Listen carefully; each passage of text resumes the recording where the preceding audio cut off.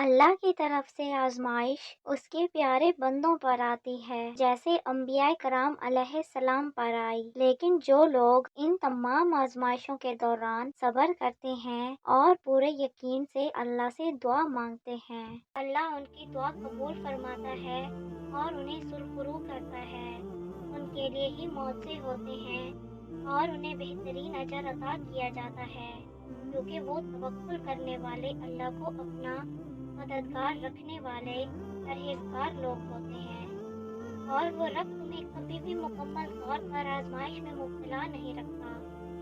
कहीं ना कहीं कोई दरवाज़ा खुला ज़रूर रखता है, जहाँ से रहमत ठंडी हवा के झोंकों की तरह आकर दिल को पुरसकून करती रहती है। कोई ना कोई आसानी तो मुश्किल के साथ मौजूद रहती है, और जब इंसान अल्लाह पर यकीन करने लगता है, उसे याद करने लगता है, तो फिर इम्तिहान शुरू होते हैं कि वो कितना साबित कदम है। साबित कदमी ऐसी सलाहियत है कि जिसके बाद मुश्किलें आसान हो जाती हैं। इंसान ये बात जान जाता है कि हर मुश्किल हमें पहले से ज़्यादा मजबूत बनाने के लिए है। मुश्किल का इनाम आसानी है, और आसानी के बाद एक और इम्तिहान आता है, और इस तरह ज़िंदगी आगे बढ़ती है।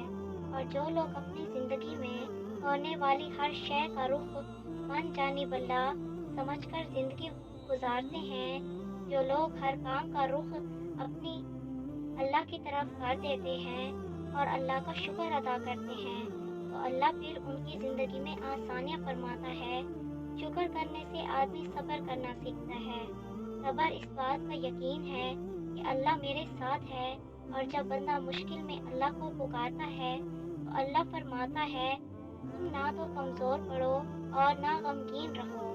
जल्द ही तुम्हें तुम्हारे सब्र का इनाम दिया जाएगा। अब अल्लाह तुम्हारे लिए गुण लिख रहा है, क्योंकि अल्लाह सजदे पूरे करने वालों की कहानियाँ अधूरी नहीं छोड़ता। जिसने हव्वा और आदम को मिलाया था, तुम्हारा भी रब तो वही है, फिर वो तुम्हारी कहानी कैसे अधूरी रहने देगा। अल्लाह तुम्हारे दिल और तुम्हारी ज़बान को मांगने की हिम्मत तब देता है, जब वो तुम्हारी चाहत पर राज़ी होना चाहता है।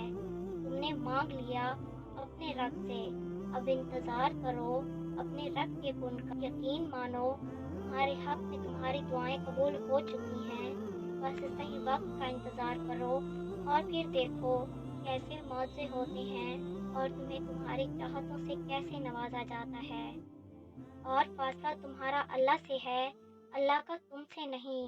जिसे तुम मीलों की दूरी समझ रहे हो, वो तो बस तुम्हारी एक पुकार की दूरी पर है। जो आवाज़ दीवार के उस पार भी नहीं जा सकती, वो रब उसे 7 आसमानों के उस पार भी सुन लेता है। जिसने ये दिल बनाया है, उससे बेहतर इस दिल का हाल और कौन जान सकता है। तुम उस पर तवक्कुल रख कर चलो, तो तुम्हारी एक दुआ तुम्हारे और मौजों के दरमियान आने वाली हर रुकावट को चीर देगी। तो फिर तवक्कुल रखो, उन्हें ही वसीला वो बनाएगा जो तुम्हारे लिए रुकावट बने हुए हैं। जहाँ तुम्हारी कोशिशें नाकाम हो जाती हैं, वहाँ से उस रब के गुण के मामलात शुरू होते हैं। शुक्रिया।